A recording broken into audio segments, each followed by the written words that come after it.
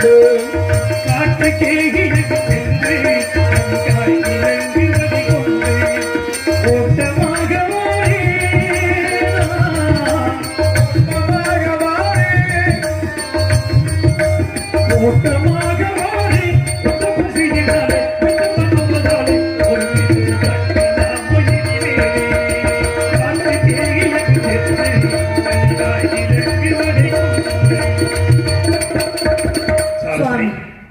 சென்று நமக்கு வேண்டிய உணவு கவைகளை சேகரித்து வருகிறேன். சுவாமி, தங்களை நான் எங்கும் ஒன்றியாக அனுப்புவதாக இல்லை. ஏனென்று தங்க கூடவே நான் வர வேண்டும் என்று நினைக்கின்றேன். கோரி நீர் காடு